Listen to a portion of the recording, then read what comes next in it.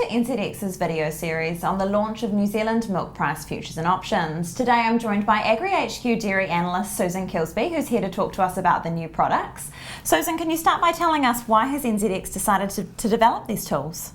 So essentially NZX is developing milk price futures and options because there's demand from dairy farmers for a product like this.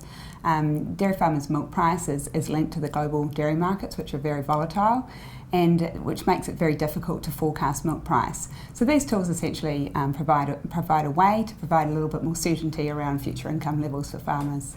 So Susan, do I need to be a milk supplier to trade these contracts? No, you don't need to be a milk supplier to trade these contracts. Essentially anyone can trade the contracts. They're quite separate to an agreement you'd have to supply milk to a dairy company.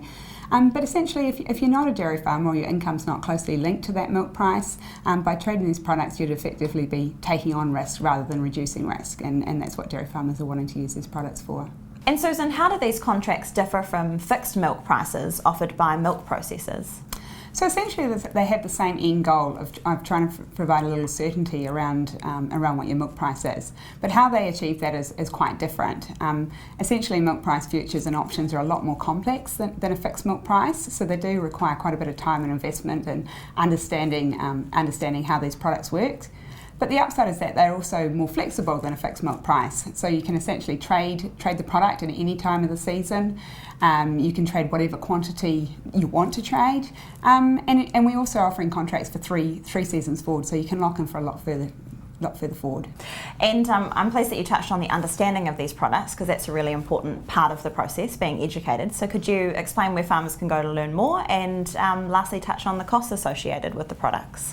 Yeah, so essentially the costs associated with these products, NZX charges a transaction cost, a little bit like a bank transaction fee, and that's $3 per contract, or $3 per 6,000 kgs of milk solids that are traded.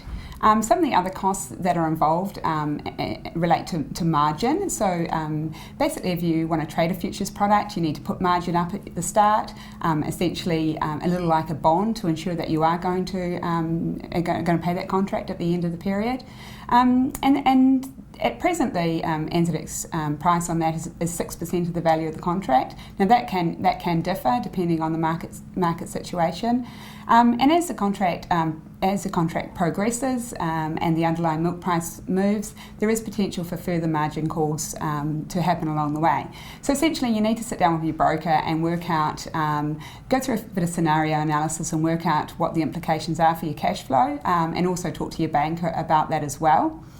In terms of finding out more about these products, the Dairy Exporter magazine is a great place to start for some general information. Yeah, and also the Farmers Weekly website has a page particularly dedicated to this.